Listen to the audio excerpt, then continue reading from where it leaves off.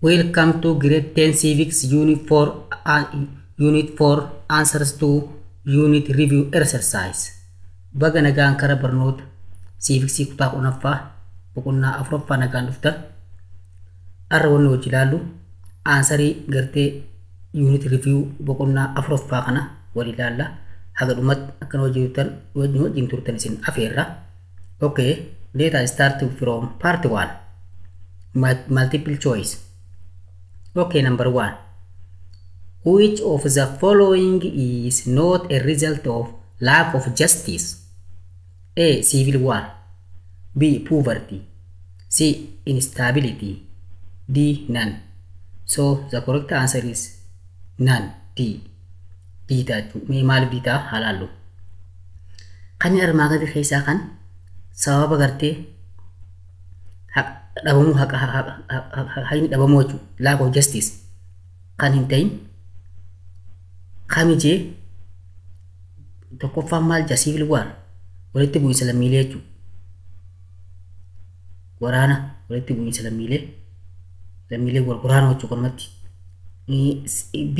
Poverty miskiinummaa jechuudha hongee waan miskiinummaa nama darartu jechuudha. Hiyyummaa jechuudha. C. Instability tasgabbii dhabuu biyyatti tasgabbii dhabuu jechuudha.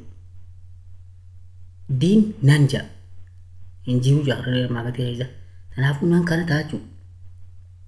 Gartee not a result of jaabarlaa not amma kun maal seetee malaa laakii kun isin isa waliin not a result of lack of justice jaa kan bu'aalee dhabamuu walqixxummaa waan dhabamuu haqaa kan ta'e kan hin ta'in jaa hundinuu resultii lack of justice jechuudha. Resultii lack of justice jechuudha. Haqummaan dhabamuu kana kan agarsiisu jechuudha. Maaliif walitti bu'iinsa lammiilee waar civil war jechuudha. Lammiilee wal waraanuu poverty jechuun immoo hiyyummaa hammaataa jechuudha kan biyya gagaa'uu danda'u. Kun immoo biyyi tasgabbii dhabuunis hundinuu resultii maaliiti? Resultii lack of justice. Kanaafuu noot jaamire kanaafuu naan ta'a keessa hin jiru ta'a jechuudha. Kanaafuu haala kanaan deebisaan maal taati taate jechuudha. Okay, number 2. Which of the following is not a category of justice? A. Social service. B. Corrective justice. D. C. Procedural justice. D. Distributive justice. So the correct answer is simply what? A. Social service. Kanneen armaa gadii keessaa kanneen tarreeffama gootan kaataagorii justice kan hin ta'in kamii jeemire salphumatti gaaddasinii baalaa kun amma salphaadha. Maaliif social service tajaajila hawaasaati. Corrective justice kun gosa justiceeti. Procedural justice gosa justiceeti. Distributive justice gosa justiceeti. Kanaafuu social service kan kun isaan adda jechuudha. Kan adda ta'e kamee jechuudha akka keessaa karaa biraatiin. Kanaafuu A ta'a jechuudha. Mee karaa gaafiitti aanutti dabarraa.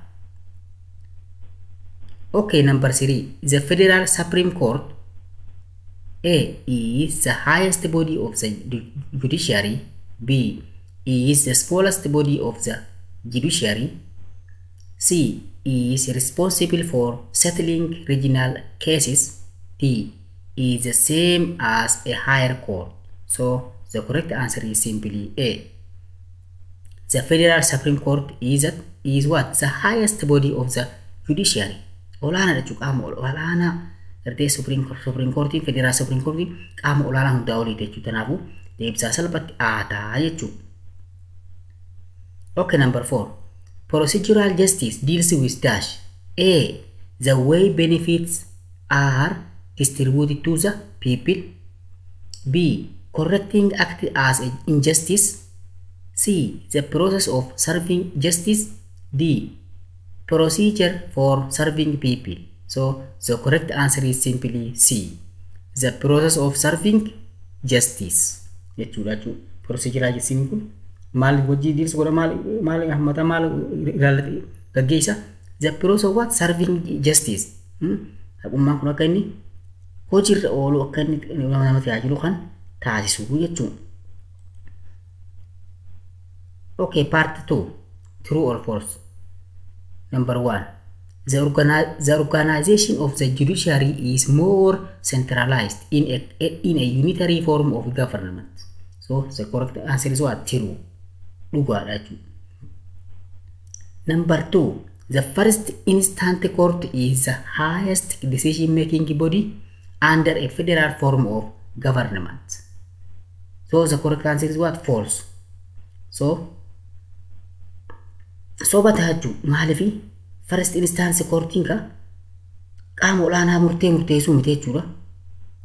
Keessumaa federal form of government keessatti qaama olaanaa keessatti wanni murteessuu jechuudha miti. Kanaafuu sobataa jechuudha. Okay, third, in a federal government, the federal higher court deals with the regional cases. False. Deals with not regional case. Regional case wajji qabonni ta'achuudha. B Malta D Afurfa Malta. Procedural justice is more important than collective justice. This is also false. Collective justice wajji ni procedural justice. So okay, part 3. Short answer. What is the tax base? Answer. A tax base is an activity determined by the government to pay tax. Number 2. What is the difference between a tax base and a tax rate? Look at the answer. A tax rate is a percentage determined by government to tax its people depending on their income.